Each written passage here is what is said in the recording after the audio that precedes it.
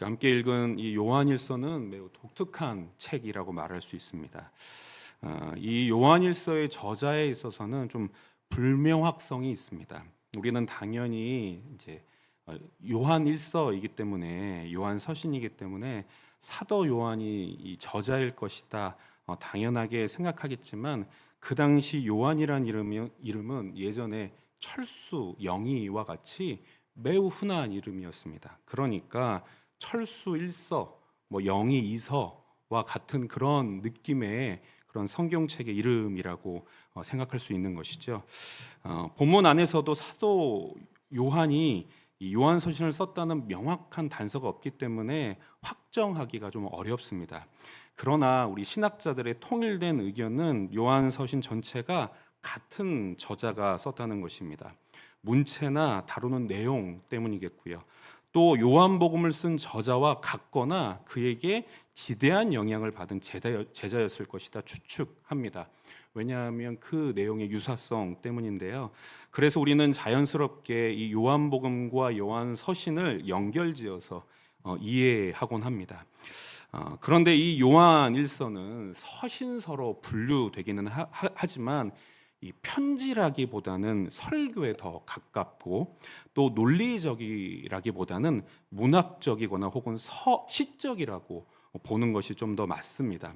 그래서 요한일서를 읽다 보면 저희에게 좀 혼동이 일어납니다.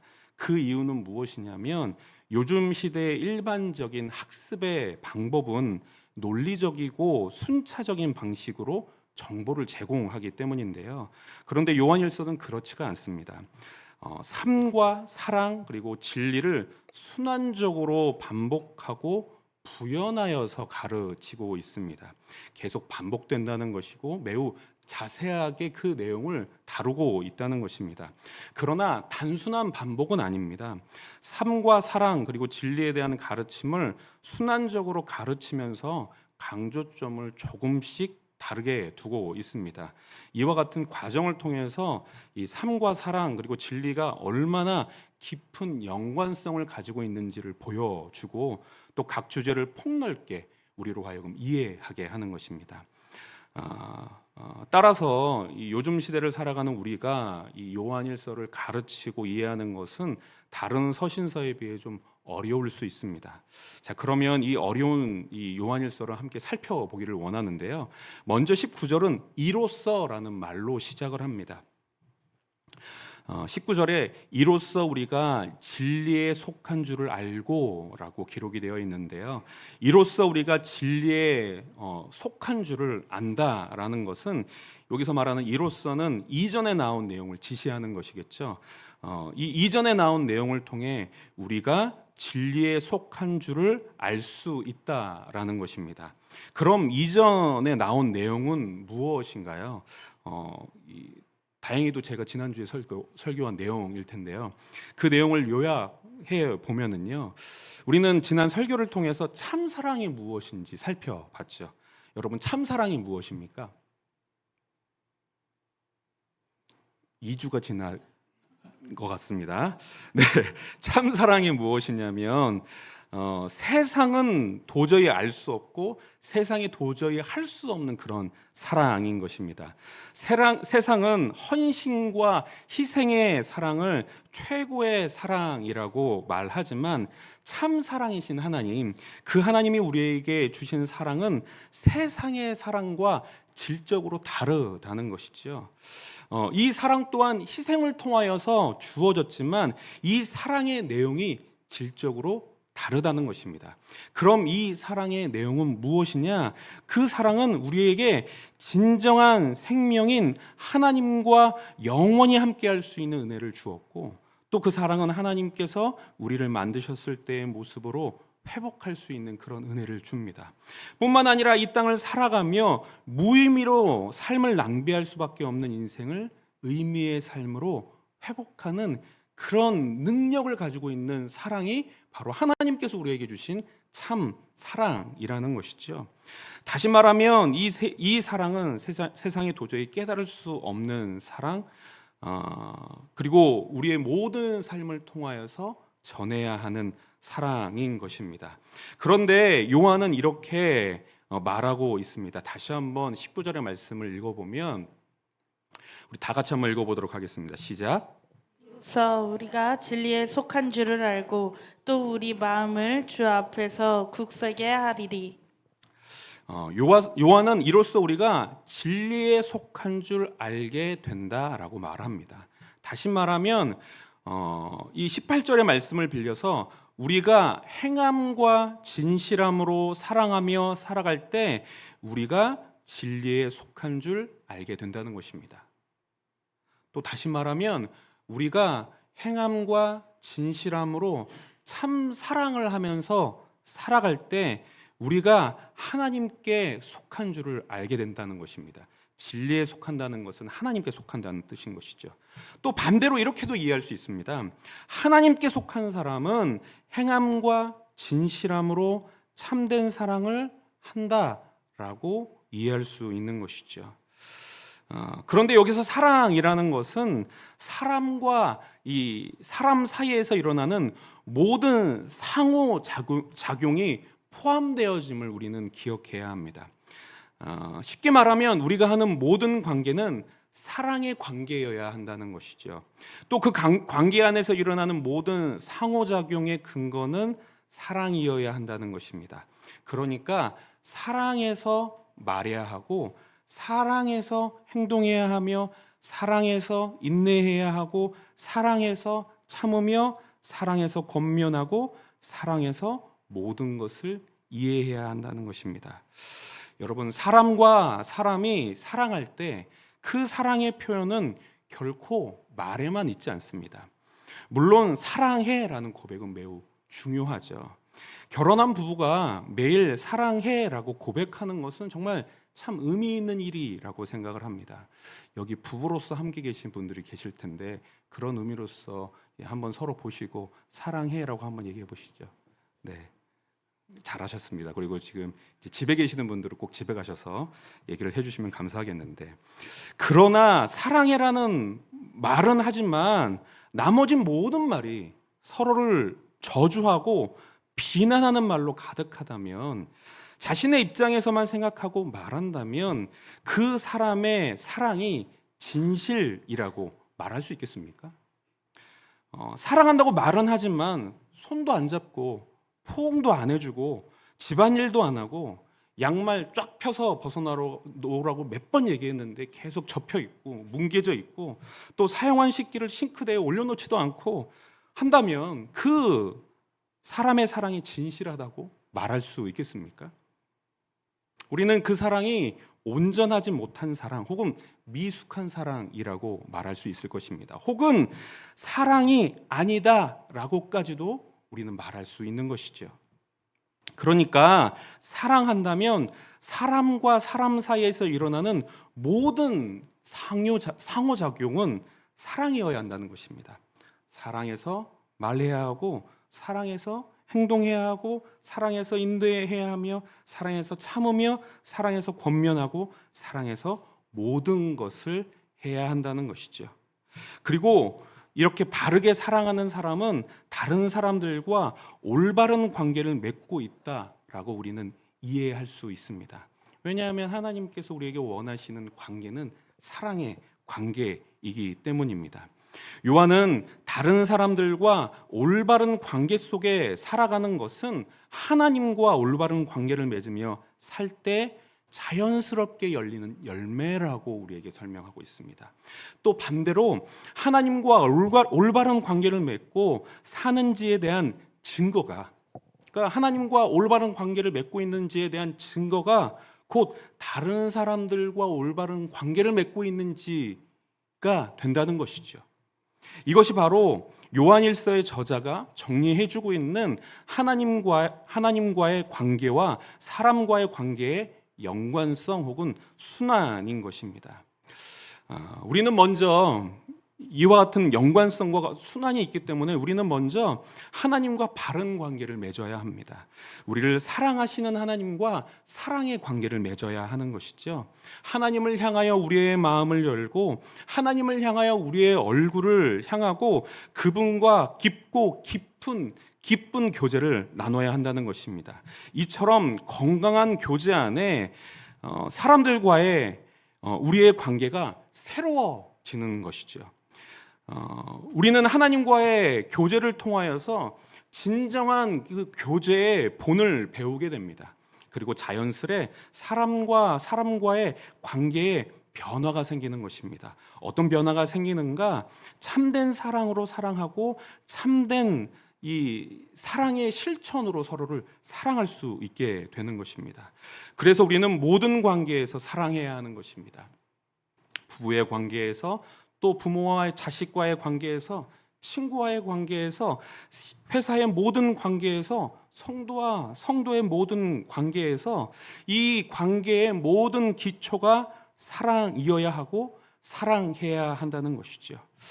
오늘 이 말씀을 통하여서 가르쳐 주신 그 진리에 따라 하나님과 진실한 사랑의 교제를 나누시는 저와 여러분들 되시길 축복합니다. 뿐만 아니라 그 진실한 관계로 말미암아 우리에게 맡겨주신 사람들을 진실하게 사랑하며 섬기는 저와 여러분 되시길 축복합니다. 그런데 이와 같은 말씀이 우리에게 걸림이 되기도 합니다. 19절과 20절의 말씀인데요, 이 말씀을 세 번역의 말씀으로 함께 읽어보기를 원합니다. 19절과 20절의 말씀인데요, 우리 함께 읽어보도록 하겠습니다. 시작. 이렇게 함으로써 우리는 우리가 진리에서 났음을 알게 될 것입니다. 또 우리는 하나님 앞에서 확신을 가지게 될 것입니다. 우리가 마음의 가책을 받는다 하더라도 우리는 그러한 확신을 가지게 될 것입니다. 하나님은 우리 마음보다 크신 분이시고 또 모든 것을 알고 계시기 때문입니다. 요한 1서의 이 저자는 우리에게 뭐라 말하고 있냐?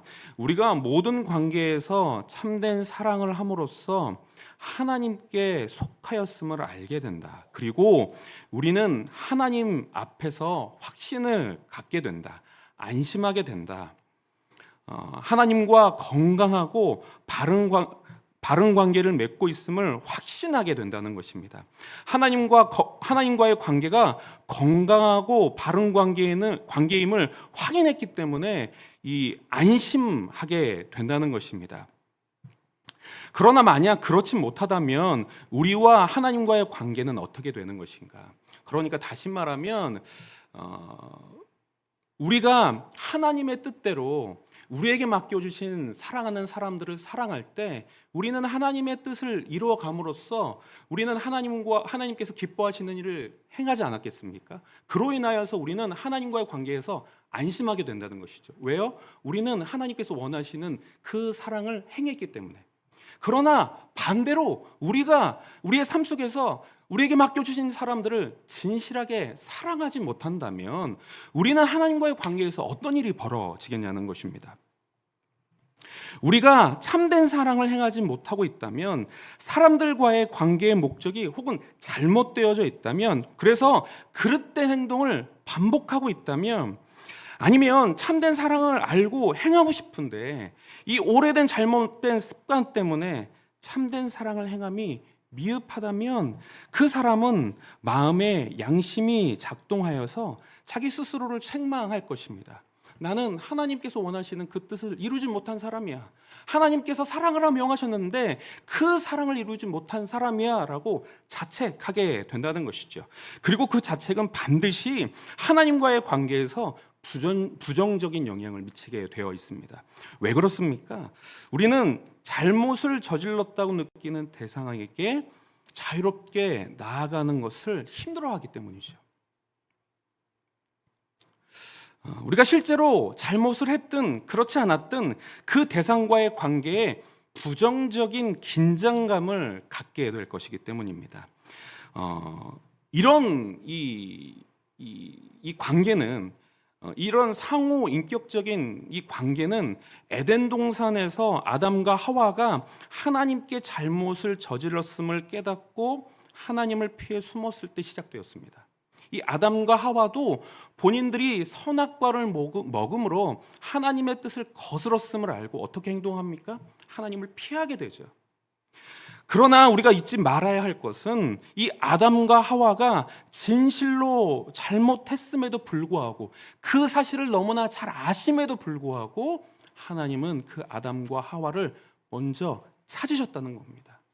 다가가셨고 그들에게 해결책을 제시해 주셨다는 것이죠. 이것은 하나님께서 아담과 하와에게 베풀어 주신 은혜가 아닐 수 없습니다. 그리고 우리에게도 동일하게 허락하신 은혜인 줄 믿으시기 바랍니다. 그럼 하나님은 왜 우리에게 이러한 은혜를 주시는가? 20절의 말씀인데요. 이 20절의 말씀을 우리 다 같이 한번 읽어보겠습니다. 앞부분부터 한번 보여주시면 우리 함께 읽어보도록 하겠습니다. 시작. 우리가 마음의 가책을 받는다 하더라도 우리는 그러한 확신을 가지게 될 것입니다. 하나님은 우리 마음보다 크신 분이시고 또 모든 것을 알고 계시기 때문입니다. 우리 하나님은 우리 마음보다 크시고 모든 것을 아시기 때문이라 요한일서의 저자는 말하고 있는 것입니다. 우리 하나님은 사람이 아니시죠. 우리 하나님은 사람보다 훨씬 더 마음이 크시고 훨씬 더 많은 것을 알고 계시는 분이십니다. 제가 경험한 바로 이 미성숙한 사람은 이 성숙한 사람 앞에서 많은 것을 들키게 되어 있습니다. 그 사람의 말과 행동의 본의가 무엇인지 들키게 되어 있고 또 그 사람의 표정과 혹은 묵묵무답이 어떤 의미인지를 어느 정도 이렇게 파악할 수 있게 되는 것이죠. 그런데 제가 경험했던 이 성숙한 분들은 이 미성숙한 사람들의 말과 행동이 잘못됐고 이기적이더라 하더라도 그 모든 것을 그대로 받아내시더라고요.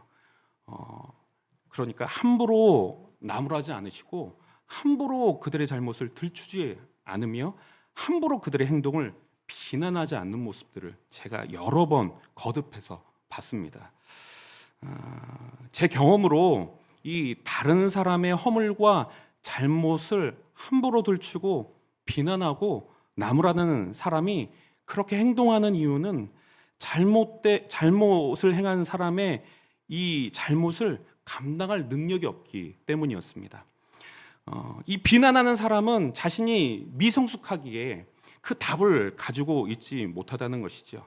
그를 어떻게 도와야 하는지, 어떻게 그를 하나님께로 인도해야 하는지, 어떻게 그를 바른 길로 인도해야 하는지 답을 가지고 있지 못하다는 것입니다. 그래서 차라리 이 비난하는 사람이 차라리 말을 하지 않고 가만히 있으면 좋으련만 계속해서 허물과 잘못을 함부로 들추고 비난하고 나무라고 있는 것입니다. 이와 같은 대화의 방식은 결코 사랑이 아닌 것이죠. 그런데 제가 만났던 이 성숙한 분들은 상대방의 잘못과 미성숙을 감당할 능력이 있는 분들이었습니다. 그리고 그런 분들은 이 상대방의 잘못과 미성숙을 오랫동안 살펴봅니다. 그래서 그 잘못된 말과 행동의 본의가 무엇인지 파악하려고 애쓰시더라고요. 그리고 이 잘못한 사람이 자신을 얼마나 신뢰하는지를 계속해서 확인하려 하셨습니다. 그리고 신뢰가 깊음을 확인했을 때 매우 조심스럽게 하나님의 말씀과 자신의 경험을 근거로 해서 남몰래 조용히 권면하시는 것들을 옆에서 봤는데요. 왜 이와 같이 행동을 하시냐? 바로 이 성숙하신 분이 원하는 것은 그가 하나님 안에서 아름답게 회복되는 것이었기 때문입니다. 하나님 안에서 아름답게 성숙하는 것이었기 때문입니다. 그래서 이 성숙하신 분들은 이처럼 행동을 하시더라고요. 하물며 성숙한 사람도 이러한데 우리 하나님은 어떠하실까요?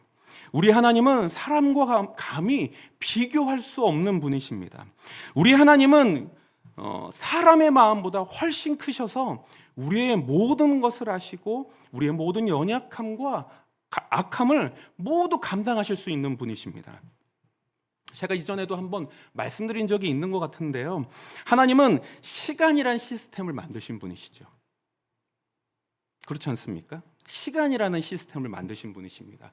그렇기 때문에 우리 하나님은 시간 안에 매여서 계시는 분이 아니시고 시간 밖에 계시는 분이십니다. 이해가 되시죠?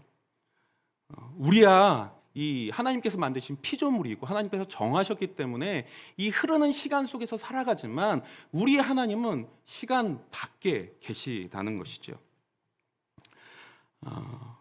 그리고 이 시간 밖에 계신 분은 우리를 시간 밖에서 선택하셨습니다. 그러니까 시간 안에서 우리가 언제 이뻐 보였을 때, 하나님 앞에서 아름답게 보였을 그 순간을 딱 보시고 우리를 선택하시는 것이 아니라 우리의 인생 전체를 보시고 우리를 선택하셨다는 것입니다. 만약 우리의 이름으로 적힌 이 소설책이 있다면, 우리 인생에 적힌 소설책이 있다면 그 소설책 전부를 보시고 우리를 선택하셨다는 것이죠. 그렇기 때문에 하나님의 선택하심에는 후회하심이 없는 겁니다. 왜요? 하나님은 우리의 모든 것을 보시고 선택하셨기 때문입니다. 어떤 한순간에 우리의 어떤 모습을 보시고 선택하신 것이 아니라, 우리의 어떤 가능성을 보시고 하신 것이 아니라 우리의 전부를 보시고 선택하셨다는 것이죠.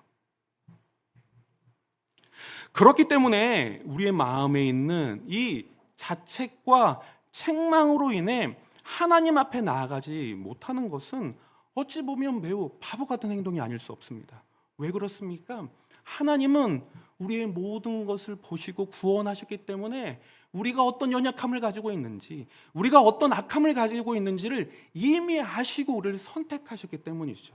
그러니까 그 선택하신 하나님 앞에 우리가 굳이 이 자책을 하고 하나님 앞에 나아가지 못할 것이 무엇이 있겠습니까? 뿐만 아니라 우리 하나님은 답을 가지고 계신 분이십니다. 우리의 모든 약함과 악함을 모두 감당하실 수 있는 분이시죠. 우리를 변화시키실 수 있는 힘과 지혜를 가지고 계시다는 것입니다. 여러분 한번 생각해 보십시오.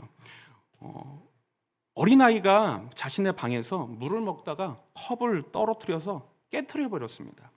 그런데 이 어린아이는 자신의 실수를 부모님께 말하는 것을 두려워하죠. 왜 그러느냐? 자신이 생각했을 때 이 실수는 너무나 큰 실수였기 때문입니다. 그래서 부모님께 말하지 않는다면 이 얼마나 바보 같은 일이겠습니까? 그리고 이 깨진 컵이 널브러져 있는 그 방에서 살아가는 것은 얼마나 위험할까요? 그런데 우리 부모 되시는 하나님은 우리의 모든 실수를 해결하실 수 있는 분이십니다.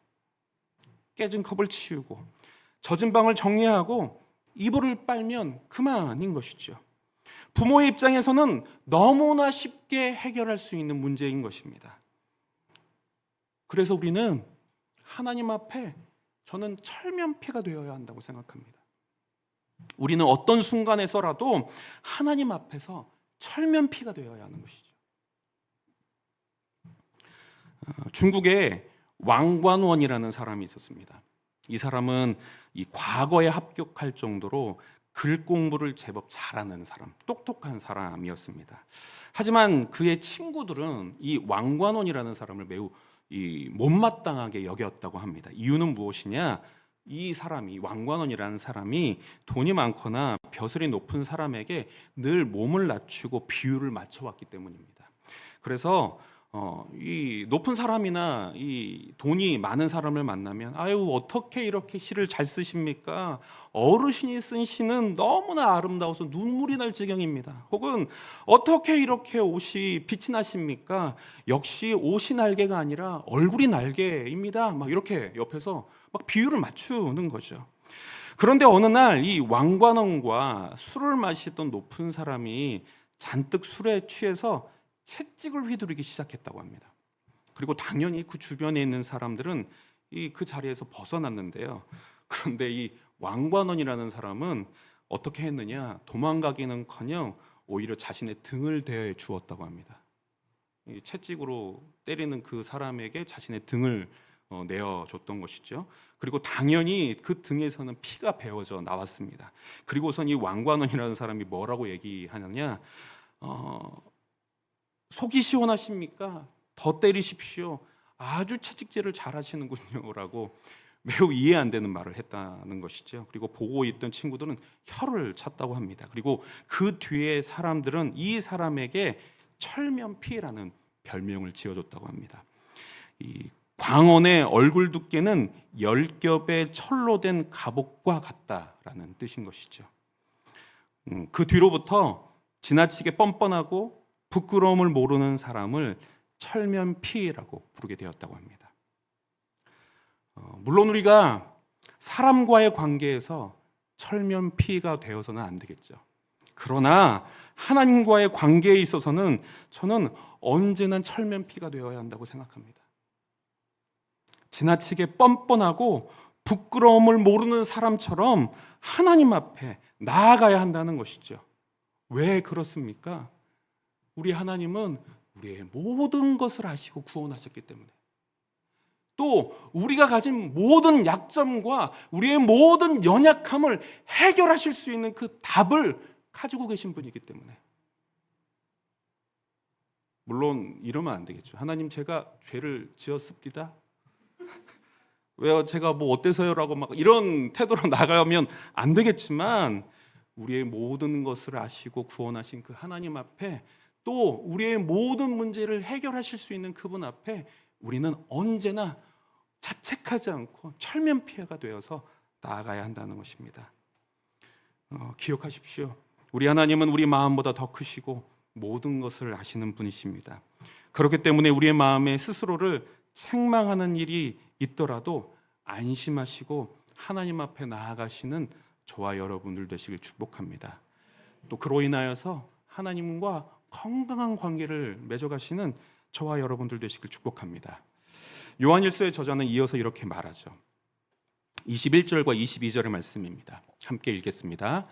사랑하는 자들아, 만일 우리 마음이 우리를 책망할 것이 없으면 하나님 앞에서 담대함을 얻고 무엇이든지 구하는 바를 그에게서 받나니, 이는 우리가 그의 계명을 지키고 그 앞에서 기뻐하시는 것을 행함이라.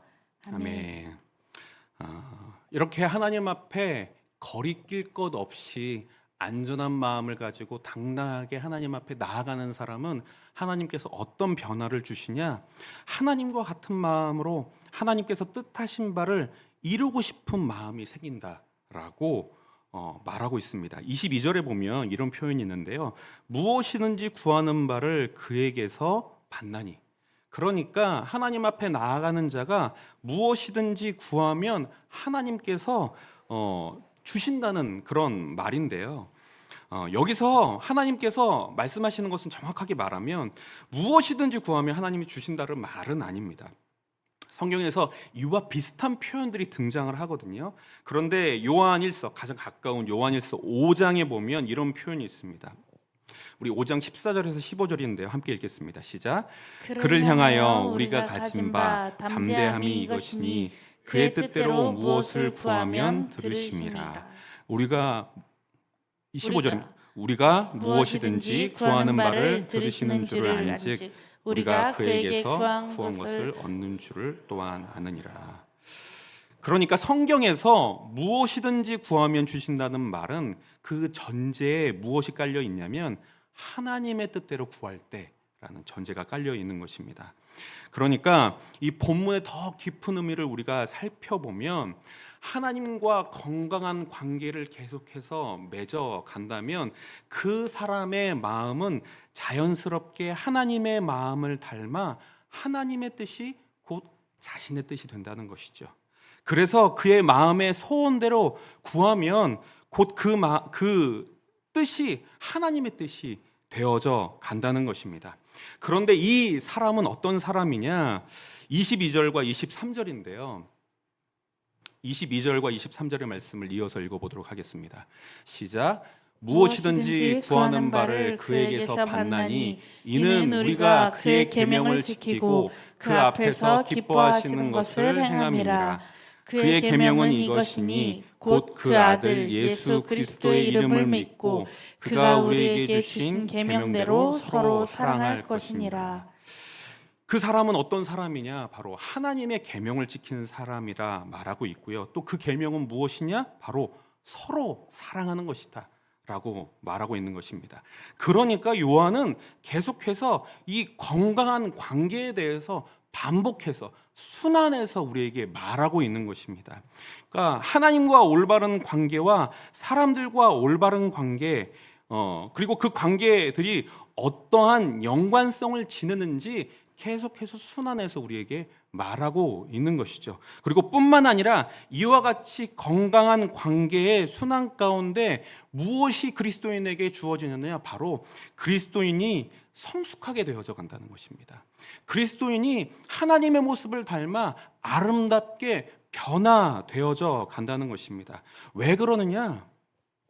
진리이신 하나님이 그 진리의 빛으로 우리의 마음을 끊임없이 비추시고 우리 마음 가운데 있는 악한 것과 우리 마음 가운데 있는 더러운 것을 계속해서 내보내 주시기 때문입니다. 이처럼 건강한 관계의 순환이 반복적으로 일어날 때 하나님께서는 우리를 이 관계 안에, 건강한 관계 안에 우리를 두실 뿐만 아니라 우리로 하여금 성숙하게 하신다는 것입니다. 말씀을 맺겠습니다. 우리 하나님은 우리가 생각했던 것보다 훨씬 더 크신 분이시고 전지전능하신 분이십니다. 우리의 모든 인생을 보고 선택하셨으며 우리의 연약함과 악함을 변화시키실 지혜와 능력을 가지신 분이십니다. 그렇기 때문에 우리는 스스로 자책하는 행동을 내려놓고 철면피가 되어서 하나님 앞에 나아가야 합니다. 그럴 때 하나님께서 우리에게 그분의 뜻을 따르고 싶은 마음을 주시고 그분의 계명을 지킬 힘을 주십니다. 그분의 계명은 무엇입니까? 우리에게 맡겨주신 사람들을 사랑하는 것이죠. 그리고 우리는 그 사랑하는 우리의 사람들을 사랑하며 살아갈 때 또 다시 하나님 앞에 나아갈 수 있는 힘과 담대함을 얻게 되는 것입니다. 그리고 이 건강한 관계의 순환 안에 우리를 성숙으로 이끌어 가실 것입니다. 이 은혜를 누리시는 저와 여러분들 되시길 축복합니다.